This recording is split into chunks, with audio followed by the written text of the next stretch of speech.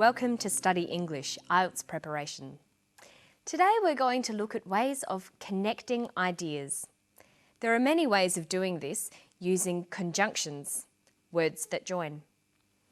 First, let's listen to Paul Gibson, an architect, while he takes us on a tour of his new, environmentally friendly solar house. Well, we completed it about 2 years ago, and I guess one of the interesting things about it is that it's a fibro house, and most houses, I guess these days, are brick veneer, whereas this is fibre on the outside, timber on the outside, but there's bricks on the inside. Well, I guess the very high windows along the north side, going down to the lower ceiling height on the south, basically allows you to get a lot of sun in through these windows in winter, and the louvers which go out actually go to a point where the sun can be shaded completely in summer, but they can be opened to let the sun right back into the house through winter. This house actually has two north faces. There's the north face of all the living rooms, 3 actually, and then the master bedroom has a north face and the other bedrooms also have a north face. So it's trying to maximise what we call the aperture of the house, which is how much sun you actually get into in winter. Okay, now we've listened to Paul, let's look at the way he connected his ideas. Good communication, especially in an academic setting, is all about expressing and connecting both simple and complex ideas. There are many ways to do this. Simple sentences express a single, simple idea. The most simple sentence consists of just a subject and a verb. The door opens. The woman enters. The easiest way of connecting ideas is using coordination. That's taking 2 simple sentences and linking them with a conjunction or a joining word. The most common conjunctions are and but.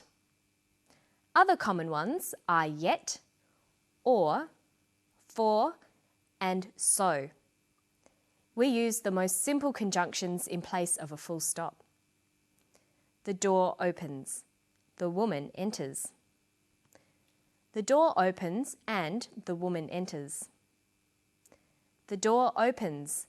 The woman doesn't enter. The door opens, but the woman doesn't enter. Listen to an example here. Well, we completed it about 2 years ago, and I guess one of the interesting things about it is that it's a fibro house, and most houses, I guess these days, are brick veneer. It's a fibro house, and most houses are brick veneer. It is a fibro house. Most houses are brick veneer. These are 2 simple sentences. They can be linked together to form a longer sentence called a compound sentence. It is a fibro house and most houses are brick veneer. Compound sentences have 2 independent clauses, 2 clauses that can be separate sentences. Here's another one. Ceiling height on the south basically allows you to get a lot of sun in through these windows in winter, and the louvers which go out actually go to a point where the sun can be shaded completely in summer, but they can be opened to let the sun right back into the house through winter. He's talking about the louvers. He joins together 2 sentences. The louvers go to a point where the sun can be shaded completely in summer. They can be opened to let the sun back in through winter. He joins these sentences together using but. Notice we use a comma as well. The louvers go to a point where the sun can be shaded completely in summer, comma, but they can be opened to let the sun back in through winter. The conjunctions and but can also be used to join words and phrases in lists. We separate words with commas and then use a final and. The house is made of fibro. The house is made of fibro and timber. The house is made of fibro, timber and bricks. Listen to this example.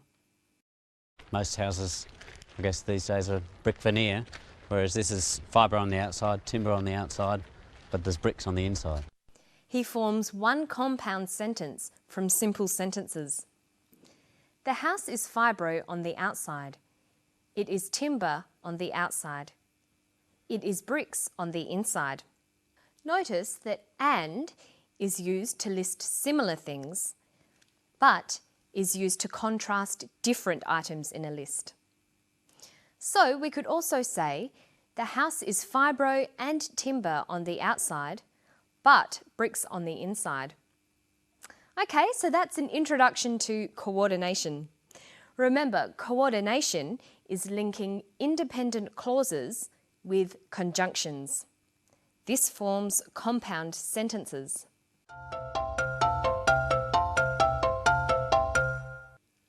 Another way to join ideas is using subordination. Subordination is linking an independent clause with a dependent clause to make a complex sentence.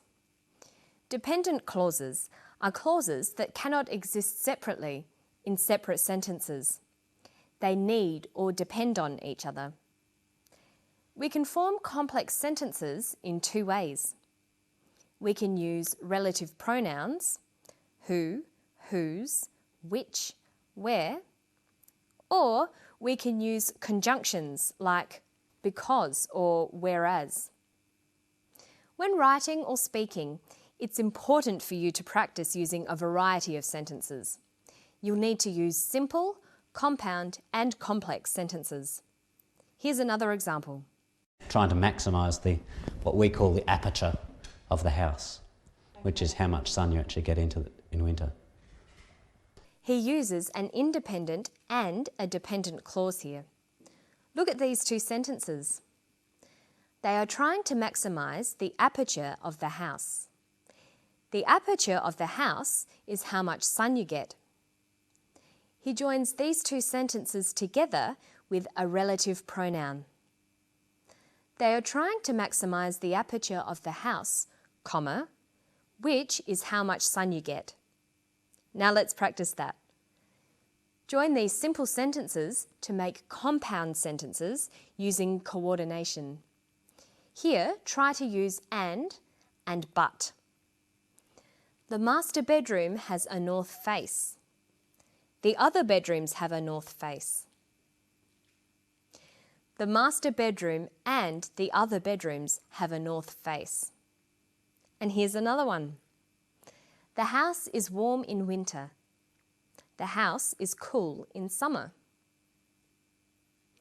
The house is warm in winter, comma, but it's cool in summer. Now let's practice subordination. That's making two sentences into one complex sentence. Try using whereas. The house is warm in winter. Most houses are cold in winter. This can become, the house is warm in winter, comma, whereas most houses are cold in winter. And here's another one. Here, try to link the sentences using which. The house is made of fibro. Fibro is a cheap building material. The house is made of fibro, which is a cheap building material.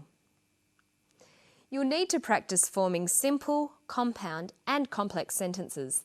There are many ways to do it and many different ways of punctuating. This is very important for your written work. And that's all for today. I'll see you next time on Study English.